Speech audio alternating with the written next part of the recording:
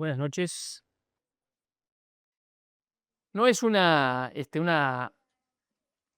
sorpresa lo que vamos a hablar porque, bueno, lo compartimos allí en el grupo.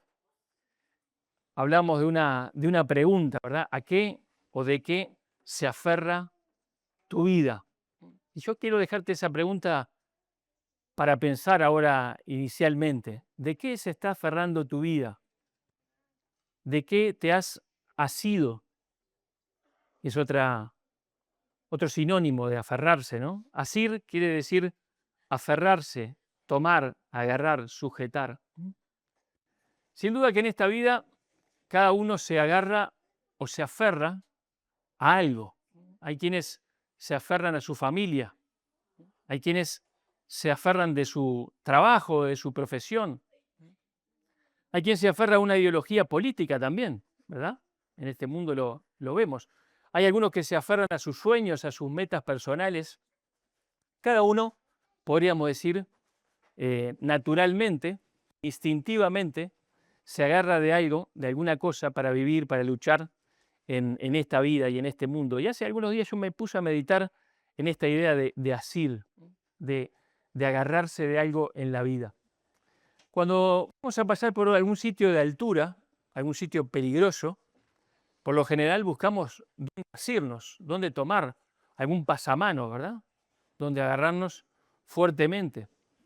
Si uno está caído en un pozo, en un lugar profundo, bueno, tiene que asirse de algo, por lo menos una soga que alguien sujeta fuertemente del otro lado para poder salir. Me acordaba cuando una vez, cuando eran chicos nuestros hijos, caminando por la Rambla, ustedes, capaz que alguno conoce de la Rambla de Montevideo, ahí donde está la Rambla y Paraguay, ¿no? Y habitualmente corre mucho viento allí, ¿no? Viento, pero muy fuerte, ¿no? Y, y un día íbamos caminando ahí con toda la familia y en un momento escuchamos un grito, ¿no? Había mucho viento ese día, escuchamos un grito y era Anita, chiquita, que estaba agarrada de un poste con los pies prácticamente en el aire, y porque realmente había mucho viento, ¿no? Pero bueno, ella encontró eso donde agarrarse para no salir volando, básicamente, y lo logró, ¿no? Había encontrado un punto de apoyo. Un paracaidista salta de un avión fuertemente sujetado, aferrado a su paracaídas, y así realiza un descenso de riesgo, pero sujeto, asido. Hace algunos días también recordaba que fui a buscar a Belén, que se bajaba del ómnibus, acá a una cuadrita, y para que no hiciera esa cuadra sola en la noche, la fui a buscar, entonces ella se bajó y caminamos un trechito, y cuando estábamos por subir el cordón de la parte del medio ahí de Beloni, se tropieza, ¿no? Y venía agarrada a mi brazo, se tropieza y ahí fui yo atrás de ella y dimos un espectáculo lastimoso ahí cayéndonos los dos en el cordón. Pero bueno, ¿qué pasó? Estaba agarrado a algo que no era firme, ¿eh? En este caso, estaba agarrado a mí algo inestable y nos caímos los dos, ¿no? Cuando uno se aferra a algo que no es en sí mismo estable, corre el riesgo de caer, ¿no? Si yo me aferro a algo que no es estable, que no es firme, bueno, puedo terminar como nos pasó ese día en el suelo. Y esta idea de asirse está bien presente en la Escritura. Y es algo muy significativo para la vida del creyente. Así que vamos a estar considerando 3 pasajes donde este concepto está bien claro. Te pregunto, ¿es necesario? ¿Es necesario asirse a algo en esta vida? ¿Y a qué te deberías asir para que tu vida tenga estabilidad, firmeza, constancia? Vamos al libro de Filipenses, capítulo 3, y vamos a leer ahí algunos versículos, del versículo 7 al 12, un pasaje bastante conocido, donde el apóstol Pablo está hablando y contando parte de su testimonio y de su experiencia. Y dice así el apóstol 3, 7, pero cuantas cosas eran para mí ganancia, las he estimado como pérdida por amor de Cristo. Y ciertamente aún estimo todas las cosas como pérdida por la excelencia del conocimiento de Cristo Jesús, mi Señor, por amor del cual lo he perdido todo y lo tengo por basura para ganar a Cristo y ser hallado en Él, no teniendo mi propia justicia que es por la ley, sino la que es por la fe de Cristo. La justicia que es de Dios por la fe, a fin de conocerle, y el poder de su resurrección y la participación de sus padecimientos, llegando a ser semejante a Él en su muerte, si en alguna manera llegase a la resurrección de entre los muertos. No que lo haya alcanzado ya, ni que ya sea perfecto, sino que prosigo, por ver si logro asir aquello para lo cual fui también asido por Cristo Jesús. Pasaje muy importante, ¿no? Pasaje singular. El apóstol Pablo estaba hablando acerca de aquellos malos obreros que estaban allí en Filipos y que se jactaban de sus grandes credenciales humanas. Y él explica, Pablo, que en un tiempo él también había perseguido todo eso. Él también tenía de qué confiar en la carne, como dice acá, en lo humano. Y antes de esto que hemos leído, él dice que es un hebreo de pura cepa, es un fariseo, o había sido, ¿no? Celoso de la ley, irreprensible como religioso. Pero todo eso, que en un tiempo era a lo que él se aferraba, ahora no significaba nada para él. Ya no lo estimaba y ya no lo buscaba. ¿Y por qué? Porque ahora perseguía algo infinitamente mejor y más sublime. Algo que todavía no lo había alcanzado, pero algo que él quería asir, que quería alcanzar. Es más, Pablo explica que Cristo lo había asido a él para eso mismo. Él fue asido para asir algo. Y en ese concepto yo quiero detenerme un poco. ¿Cómo es que él había sido asido? ¿Cómo es que él fue agarrado, tomado por Cristo Jesús? Bueno, sin duda está hablando de su conversión, ¿verdad? Él buscaba en su vida, hasta que se encontró con Cristo, él buscaba asir algo, y él iba detrás de algo carnal, algo mundano. Iba detrás del reconocimiento humano, iba detrás de tener un buen nombre entre los religiosos de la época. Pero él fue tomado de ahí y quitado, fue asido y fue extraído como quien saca un tizón del fuego, ¿verdad? Pablo había sido asido y eso nos habla de elección. Y él ahora tenía que ir a asir algo y eso nos habla de propósito. O sea que este pasaje nos habla de elección y de propósito. Ahora, este asir del Señor se aplica también para vos y para mí, hermano, hermana. Nosotros los creyentes de este siglo también hemos sido tomados por el Señor, tomados de este mundo. El Señor, dice la Escritura, que nos escogió desde antes de la fundación del mundo, y eso es una verdad bíblica incuestionable, ¿verdad? Es así. Aquellos que hemos creído en Él, el Señor nos escogió y a su debido tiempo nos llamó por el Evangelio y nos salvó. Y al salvarnos nos quitó del mundo, nos tomó y nos sacó del mundo. Por eso el Señor Jesús dice en Juan 15:16, no me eligieron ustedes a mí, sino que yo los elegí a ustedes. Y más adelante en el 19 dice, si ustedes fueran del mundo, el mundo amaría lo suyo. Pero porque no son del mundo, antes yo os elegí del mundo, por eso el mundo los aborrece. Nosotros, hermanos, estamos en el mundo, pero no somos del mundo, somos santos, hemos sido santificados, hemos sido apartados para Dios. O sea que Dios te tomó, te asió y te quitó del mundo. Es maravilloso esa verdad, ¿verdad? Ahora, Él te asió, te tomó y te sacó para algo. O sea que esa verdad maravillosa de que Él te tomó y te sacó del mundo, tenés que agregarle esto. Él te escogió sacándote del mundo para algo. Fuiste asido para que puedas asir algo. Él te escogió y te dio un propósito diferente. Hoy nuestro propósito, queridos, no es perseguir riquezas, ni buena fama, ni un buen pasar, ni cualquiera de las cosas que este mundo persigue y trata de hacer. Ahora tú tenés un propósito mucho más sublime. ¿Y cuál es? El mismo que Pablo.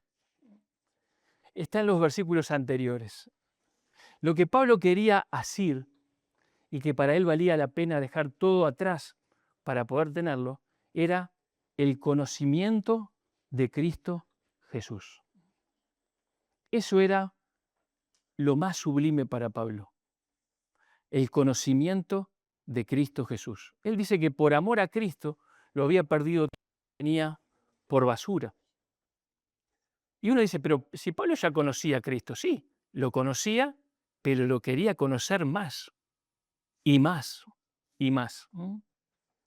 Él quería conocer a Cristo, quería ganar a Cristo perdiendo todos los demás. Quería ser hallado en Cristo y no en su propia justicia.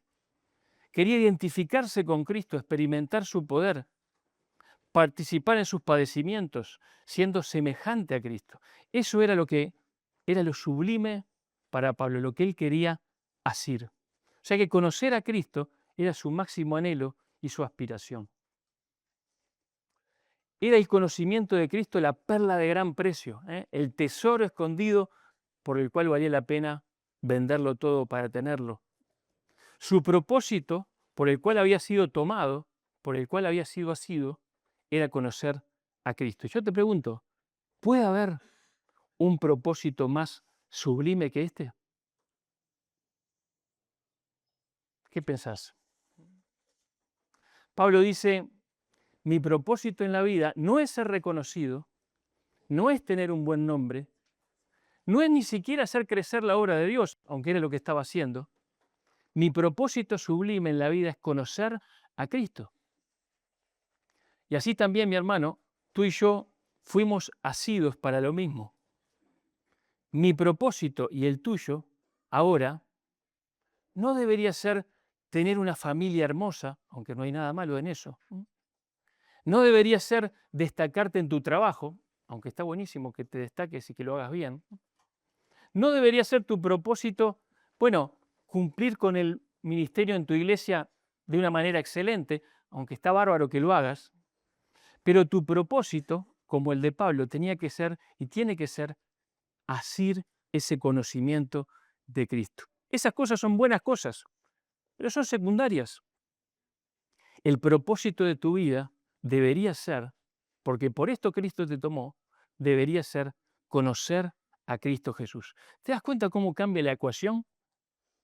No es para ninguna otra cosa, es para conocer al infinito.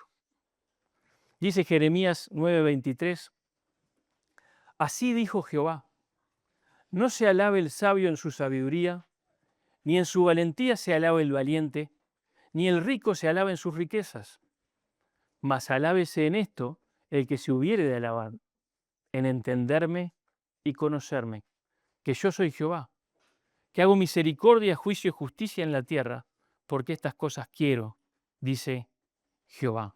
Así que, querido, querida, debemos proseguir en el conocimiento de Cristo. ¿Vos creés que ya conocés a Cristo? Apenas has empezado. Apenas has comenzado. Cualquier otro objetivo que podamos tener en esta vida se termina, se acaba. Incluso cuando se logra, decís, ya tengo esto. ¿Y ahora? No. La verdad que no me llenaba esto como pensé que me iba a llenar. Ahora, este propósito es diferente, porque es trascendente, es eterno y llena completamente el alma. Así que el propósito tuyo, por el cual Cristo te asió, el propósito por el cual que tú tenés que ir a asir, como lo hacía el apóstol Pablo, no tiene nada que ver con las cosas que se pueden lograr en esta vida. No tiene nada que ver con las cosas que los seres humanos solemos darle importancia. El propósito más sublime es conocer a Cristo y seguirle conociendo. Es esa sed que tuvo Moisés cuando le dijo, muéstrame tu gloria. Ya lo conocía, ¿verdad? Ya hablaba con él cara a cara, pero dice, más, muéstrame tu gloria. No me conformo con esto. Cristo es esa fuente de agua viva inagotable que sacia el alma, que no podemos y no debemos cambiarla por ninguna otra cosa, porque hermanos, no va a funcionar. En el pasado le dijo Dios a su pueblo así, 2 males ha hecho mi pueblo. Me dejaron a mí, fuente de agua viva, y cavaron para sí cisternas rotas que no retienen agua. O sea que si dejamos al Señor y lo sustituimos por otra cosa, por cualquier cosa, hermanos, aún por algo lícito, no te saciará. Solo Cristo es aquello por lo cual vale la pena dejar todo atrás y venderlo todo para ganar a Cristo. Interesante que Dios quiere tu supremo bien, ¿verdad? ¿Sabías eso, no? Dios quiere tu supremo bien, pero el supremo bien es Dios mismo, y es a Él a quien debes buscar. Así que la vida no se trata de encontrar cosas o ganar cosas, sino de conocer a alguien con mayúscula, de conocer a Cristo. Como dice Marcos Vidal en una canción, ¿no? No me des más sucedáneos, no me vengas con descuentos de ocasión. Yo estoy hablando de la misma luz del sol. He anclado mi vida al pie de una cruz antigua y no quiero cambiar. Soy un corazón cautivo. Y así deberían estar nuestros corazones, queridos, cautivos, en esa búsqueda del conocimiento sublime de nuestro Señor y Salvador. Para eso fuiste asido, para conocer y para asirte a Él para siempre. Cambia la vida, ¿verdad? Cambia la vida cuando este es el propósito de nuestra vida. Se hace más profunda, se hace menos superficial, se hace menos egoísta, se hace más espiritual, se hace más trascendente. Ahora, para conocer al invisible, al infinito, al todopoderoso, hay que conocer su revelación. Vamos un poquito para atrás, Filipenses capítulo 2, versículo 12. Pasaje muy rico que vamos a solamente concentrarnos en una idea. Dice el versículo 12 de Filipenses 2, por tanto, amados míos, como siempre habéis obedecido, no como en mi presencia solamente, dice el apóstol Pablo, sino mucho más ahora en mi ausencia, ocupaos en vuestra salvación con temor y temblor. Porque Dios es el que en vosotros produce así el querer como el hacer, por su buena voluntad. Haced todo sin murmuraciones y contiendas para que seáis irreprensibles y sencillos, hijos de Dios sin mancha, en medio de una generación maligna y perversa, en medio de la cual resplandecéis como luminares en el mundo, asidos de la palabra de vida. Asidos de la palabra de vida. Ya sabemos que fuimos escogidos por el Señor, asidos, tomados, quitados del mundo y que nos dio un nuevo propósito. Pero esta vida hermosa no es solamente para nuestro bien, sino para otros, para bendecir a otros. Nuestras vidas tienen que resplandecer en un mundo de tinieblas, ¿verdad? Y para eso tenemos que hacer varias cosas que dice el pasaje que no nos da el tiempo para pensar, ¿no? Pero dice que, bueno, que tenemos que hacer todo sin murmuraciones ni contiendas, tenemos que ser íntegros, tenemos que ser sencillos, tenemos que ser puros, tenemos que estar sin mancha. Pero para vivir así hay que asirse a algo, y eso es la palabra de vida. O sea que cada hijo de Dios, cada hija de Dios debe vivir asido a la palabra. Si vos querés ser un luminario en el mundo, y Dios quiere que lo seas, tenés que vivir asida a la palabra. Yo te pregunto, ¿cómo es en tu vida? ¿Cómo es en serio? ¿Cómo es en serio en tu vida la relación con la palabra de Dios? Nuestra relación no puede ser algo débil, o algo circunstancial, o algo semanal. La palabra de Dios es algo a lo cual nos aferramos fuertemente como si fuera nuestro paracaídas, hermanos, como si fuera la baranda en la altura, como si fuera el cinturón de seguridad. Debe ser nuestro guía, nuestro mapa, nuestro fundamento donde apoyamos nuestros pies. debe ser y es su palabra donde fundamos nuestra vida. Su palabra es verdad, su palabra es eterna. Su palabra no te va a avergonzar, no te va a avergonzar si vos te fundamentás fuertemente en ella. El salmo más extenso de la Biblia es el 119. No se asusten que no lo vamos a leer, ¿no? Pero sí vamos a pensar en algunos versículos. Es un poema de 176 versículos que habla acerca de la excelencia de la palabra de Dios. Es el capítulo más largo de la Biblia, ¿verdad? Y saben que es una obra maestra porque está dividido en tantas divisiones, tiene tantas divisiones como letras del alfabeto hebreo. Y cada una de esas divisiones empieza, cada frase de esa división, con esa letra que está marcada en la división. Y cada verso de, de esta preciosa canción dice alguna referencia a la palabra. Dice, o palabra, tu ley, mandamiento, estatuto, juicio, precepto. Cada una dice algo así, ¿no? Y allí dice cosas como esta. El versículo 1 dice, bienaventurados los perfectos de camino, los que andan en la ley de Jehová. Bienaventurados los que guardan su testimonio y con todo el corazón le buscan. Hay una bienaventuranza implícita en conocer y guardar su palabra. No hacen iniquidad los que andan en sus caminos. Dice el versículo 18 del 119, abre mis ojos y miraré las maravillas de tu ley. Forastero soy yo en la tierra, no encubras de mí tus mandamientos. Quebrantada está mi alma de desear tus juicios en todo tiempo. O sea, habla de alguien que es un extranjero en este mundo, como estábamos pensando, y que atesora y anhela su palabra. Dice el versículo 35, guíame por la senda de tus mandamientos, porque en ella tengo mi voluntad. Inclina mi corazón a tus testimonios y no a la avaricia. Aparta mis ojos, que no vean la vanidad. Avívame en tu camino. Encontraba ese fervor para su vida en la palabra. Dice el versículo 49, acuérdate de la palabra dada a tu siervo, en la cual me has hecho esperar. Ella es mi consuelo en mi aflicción, porque tu dicho me ha vivificado. Los soberbios se burlaron mucho de mí, mas no me he apartado de tu ley. Encuentra fuerza en el conflicto, encuentra esperanza, encuentra consuelo en su palabra. Dice el versículo 89, para siempre, oh Jehová, permanece tu palabra en los cielos. De generación en generación es tu fidelidad. Tú afirmaste la tierra y subsiste. Por tu ordenación subsisten todas las cosas hasta hoy, pues todas ellas te sirven. Si tu ley no hubiese sido mi delicia, ya mi aflicción hubiera perecido. A través de la palabra entiende el mundo que lo rodea y entiende las cosas que le están pasando. Tremendo, ¿verdad? Y conoce más a Dios a través de su palabra. Habría mucho más para leer. Ahora, la idea es esta.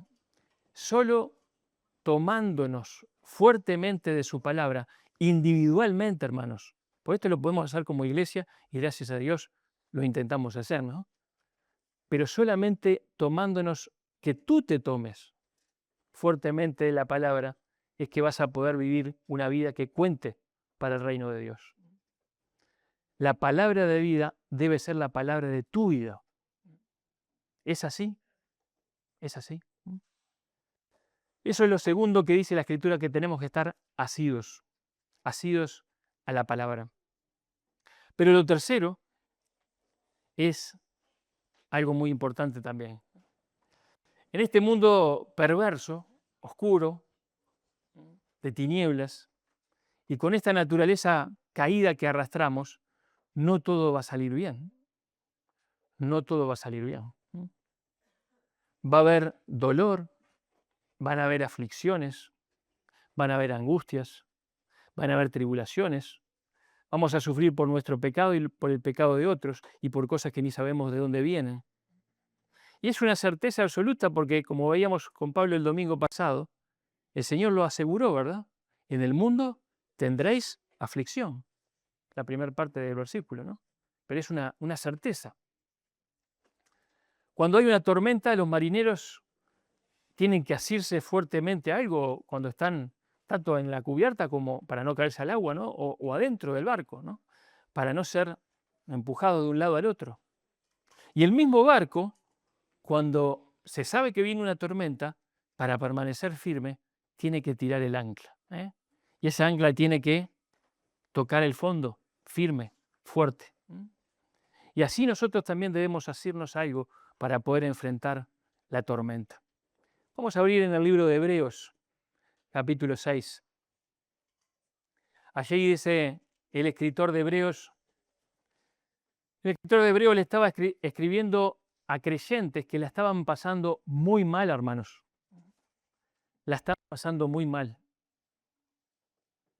Mucho peor que por lo menos la mayoría de nosotros. Ellos estaban siendo perseguidos, ellos estaban en tribulación intensa, habían perdido sus bienes, muchos de ellos. Imagínate, ¿no? Que volvés a tu casa y no, ya no tenés casa porque te la sacaron, ¿no? Ellos estaban pasando muy mal, tanto que estaban siendo tentados a volverse atrás de su fe. Entonces el escritor inspirado le dice de diferentes maneras que tienen que seguir adelante.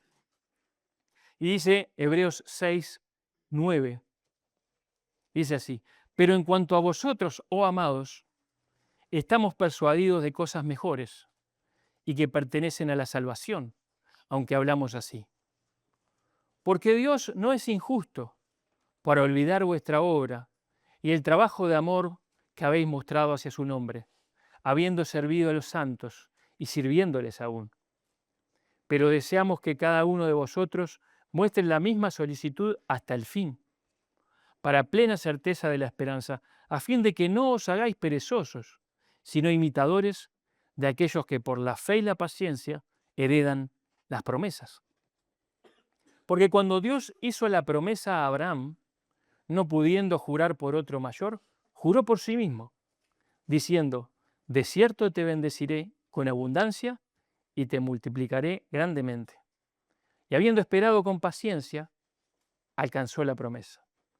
Porque los hombres ciertamente juran por uno mayor que ellos, y para ellos el fin de toda controversia es el juramento para confirmación. Por lo cual, queriendo Dios mostrar más abundantemente a los herederos de la promesa la inmutabilidad de su consejo, interpuso juramento, para que por dos cosas inmutables, en las cuales es imposible que Dios mienta, tengamos un fortísimo consuelo los que hemos acudido para asirnos de la esperanza puesta delante de nosotros, la cual tenemos como segura y firme ancla del alma, que penetra hasta dentro del velo, donde Jesús entró por nosotros como precursor, hechos sumo sacerdote para siempre, según el orden de Melquisedec. Pasaje hermoso, ¿no? Y muy profundo. Acá tenemos creyentes que eran verdaderos creyentes, pero que estaban pasando muy mal y que habían servido a Dios y a su pueblo y que estaban siendo abrumados por circunstancias adversas, por persecución, por el riesgo, por las pérdidas, por el dolor, por la muerte. Algunos de nosotros quizás se pueda sentir así, ¿no? Hoy, abrumado por estas cosas. Y una de las primeras certezas que da el escritor es: mirá, Dios tiene memoria. Dios no se olvida. Dios no se olvida de nada de lo que tú has hecho para Él, de lo que tú has hecho para servir a los hermanos. No se olvida de la obra y del trabajo de amor que ha hecho cada uno. Y esto es un gran consuelo, hermanos, cuando todo parece temblar, ¿verdad? Todo lo que has hecho por el Señor y para el Señor quedará y queda en la mente del Señor. Queda escrito allí en los cielos. No queda en la tierra del olvido, ¿verdad? Queda para siempre en su presencia. Qué lindo es saber eso. Aún un vaso de agua dado a uno de estos pequeños que creen en mí, dijo el Señor, no perderá su recompensa.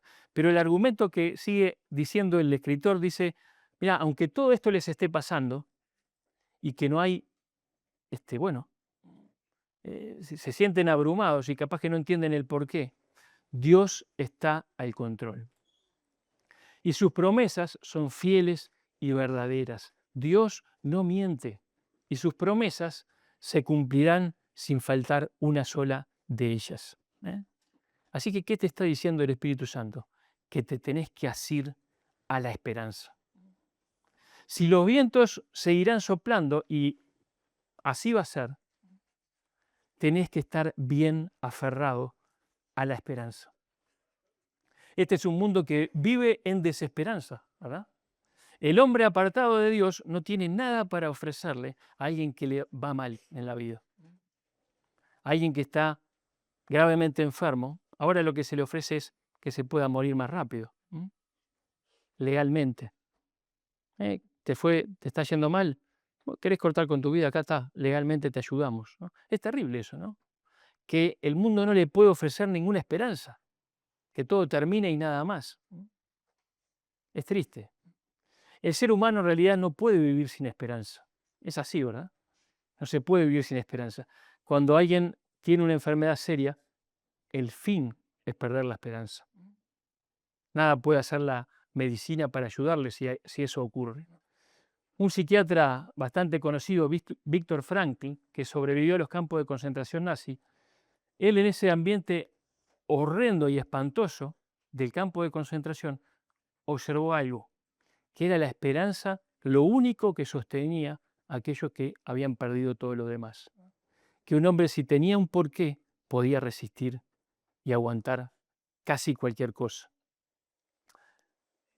Esperanza. Pero nosotros, qué gran esperanza tenemos, hermanos. La palabra de Dios nos dice que tenés que asirte a la esperanza, que tenés que aferrarte fuertemente a las promesas de Dios. Tanto es así que la Escritura dice que eso es como un ancla firme, un ancla firme para nuestra vida. Como decíamos, ¿no? La embarcación, cuando viene la tormenta, tiene que tener el ancla puesta en el fondo firme. ¿Dónde está puesta tu ancla? Los barcos no esperan que llegue la tormenta para tirar el ancla, ¿verdad? Lo hacen de antes, se preparan. ¿Dónde está puesta tu ancla? Vos me decís, no, yo por ahora no tengo ninguna situación compleja. Bien, gloria a Dios por eso. Pero va a venir. ¿Dónde está puesta tu ancla, hermano o hermana? ¿En tu capacidad de superar problemas? ¿En la ayuda de otros que te puedan dar una mano? ¿En la ciencia médica, en la psicología? Ya, no es suelo sólido eso. Nuestra ancla firme es en la palabra de Dios y en sus promesas. Dice acá que ella penetra hasta dentro del velo, hasta donde está la presencia de Dios, hasta donde entró Jesús como precursor a la misma presencia del Padre allí. Allí nosotros vamos, allí tú vas, ese es tu destino. El Señor siempre dice que lo mejor está adelante, ¿verdad? Él entró como precursor, quiere decir que Él entró, abrió la puerta para que después vayamos nosotros atrás de Él.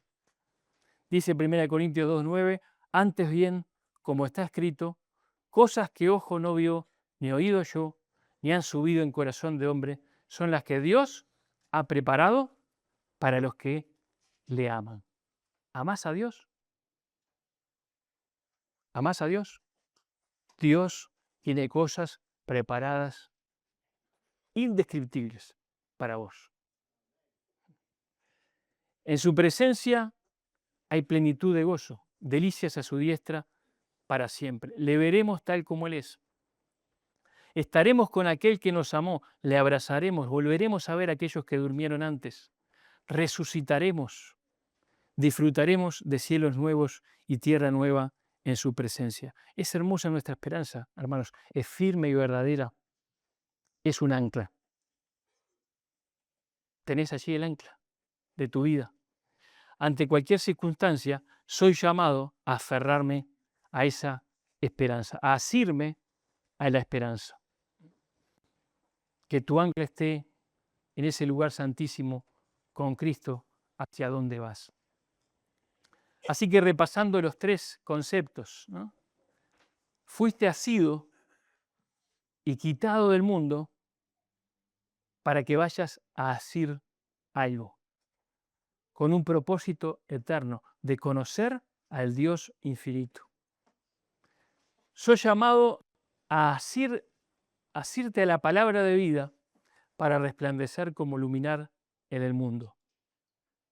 Somos o deberíamos estar asidos a la esperanza, esa firme ancla del alma, para heredar las promesas fieles y verdaderas del Señor. Todo esto es nuestro desafío.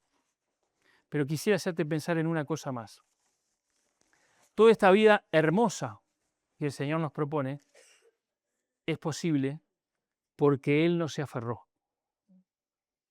Porque Él no se aferró. Dice Filipenses capítulo 2, haya pues en ustedes este sentir que hubo también en Cristo Jesús, el cual siendo en forma de Dios, no estimó el ser igual a Dios como cosa a que aferrarse, sino que se despojó a sí mismo, tomando forma de siervo, hecho semejante a los hombres, y estando en la condición de hombre se humilló a sí mismo, haciéndose obediente hasta la muerte y muerte de cruz. Él no se aferró, no quedó agarrado de ser igual a Dios, sino que se despojó a sí mismo para poder rescatarte y para poder darte esta vida preciosa, eterna, abundante que Él te ofrece. Si aún no le conoces, hoy puede ser ese día en que te acerques a Él arrepentido, arrepentida, y creyendo que el Señor Jesús te amó y dio su vida por ti y resucitó. Y serás salvo, y serás salvo. Y tendrás esta vida para vivir. Que el Señor bendiga su palabra a nuestros corazones. Oramos.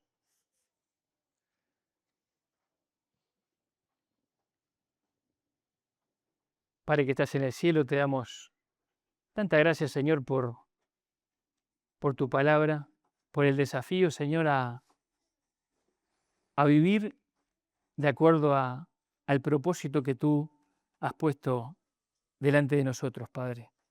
Gracias, Padre, porque cada uno de aquellos que te conocemos podemos saber y estar seguros que tú nos has tomado y nos has quitado de la condenación, nos has quitado de este mundo, nos has santificado, nos has separado y has puesto delante de nosotros ese propósito eterno de conocerte, Padre.